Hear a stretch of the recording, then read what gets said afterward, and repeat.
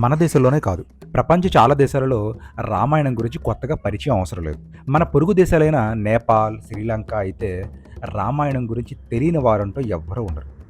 ఆ రామాయణంలోని కొన్ని పూర్తి విషయాలు తెలియకపోయినా రాముడు వనవాసానికి వెళ్ళడం, అక్కడ రావణాసురుడు సీతాదేవిని అపహరించడం, ఆంజనేయ స్వామి సాయంతో శ్రీరామచంద్రమూర్తి సీతాదేవిని తిరిగి తన దగ్గరికి తెచ్చుకోవడం అందరికీ తెలిసిందే.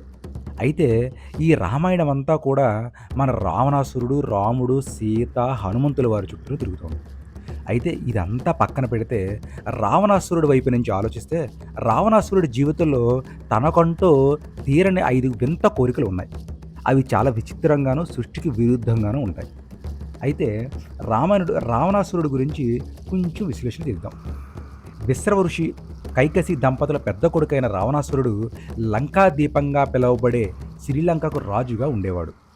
10 తలలు కలిగి రావణుడు గొప్ప పండితుడు, గొప్ప యోధుడు, గొప్ప విద్వాంసి. దేవతలు కూడా అతనికి భయపడేవారు. నవగ్రహాలు కూడా రావణుడంటే చాలా భయం.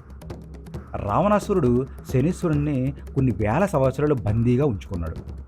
రావణాసురుడు తన జీవిత కాలంలో ప్రతి కలను నెరవేర్చుకోవాలని అనుకునేవాడు. కానీ అతని కలలు కొన్ని నెరవేరలేదు. రావణాసురుడి కలలు నిజమై ఉంటే ప్రస్తుత ప్రపంచం మరోలా ఉండేది.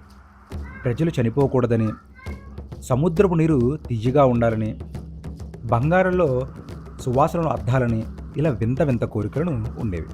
అవి ఏంటో కొంచెం క్షుణ్ణంగా విశ్లేషణ చేద్దాం. రావణాసురుడి నెరవేరని 5 కోరికలు. సముద్రపు ఉప్పు నీటిని తియ్యగా మార్చాలనుకునేవాడు. రావణ నగరం లంకను అన్ని వైపులా సముద్రం చుట్టుముట్టి ఉండేది. సముద్రం నీరు ఉప్పగా ఉంటుందన్న విషయం అందరికీ తెలిసిందే. అయితే రావణుడు సముద్రపు నీరును తియ్యగా మార్చాలని రావణుడు కోరుకున్నాడు. ఇది రావణుని మొదటి కల. అయితే రావణుడికి ఈ కోరిక ఎప్పటికీ నెరవేరలేదు. నిజంగా అది నెరవేరి ఉంటే సముద్రపు నీరు అంతా కూడా ఈ రోజున ఉప్పగా కాకుండా తాగునీటిగా ఉండేది. ఒక రకంగా ప్రపంచానికి ఉపయోగపడేదే అయినా కానీ సృష్టికి విరుద్ధం వల్ల ఆ కోరిక నెరవేరలేదు. లంక నుండి స్వర్గానికి మెట్లు నిర్మించాలనుకున్నాడు. లంక నుండి స్వర్గానికి మెట్లు నిర్మించాలన్నది రావణుడి రెండో కోరిక.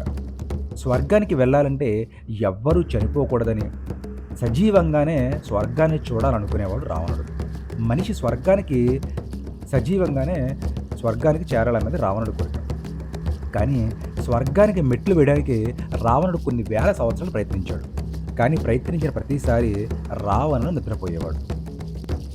దీంతో ఈ కళ కూడా నెరవేరకుండానే మిగిలిపోయింది. బంగారులో సువాసన.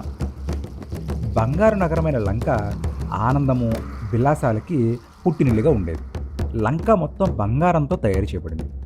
దీని ప్రకారం అందరినీ తన వైపుకు అంటే లంక వైపుకు ఆకర్షించేది. కానీ రావణుడు బంగారంలో సువాసన సృష్టించాలనుకున్నాడు.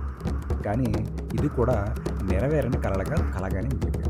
రక్తం రంగును మార్చాలనుకున్నాడు. రావణుడు రక్తం రంగును ఎరుపుగా ఉండకూడదని కోరుకున్నాడు. రక్తం రంగు ఎరుపును చూసి ప్రజలు భయపడుతున్నారని, రక్తం రంగును మార్చాలని, అది తెల్లగా చేయాలనుకున్నాడు. కానీ రావణుడు కోరిక నెరవేరలేకుండానే జీవితం అంతమందిపోయింది. తండ్రి ముందు కొడుకు చనిపోకూడదు.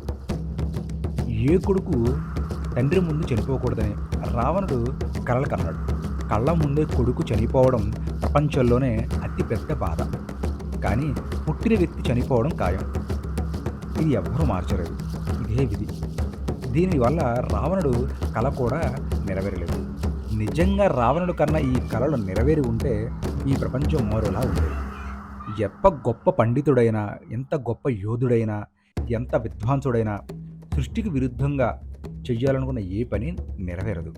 దానికి గొప్ప ఉదాహరణే గొప్ప పండితుడైన రావణుడి కన్నా ఈ కలలు.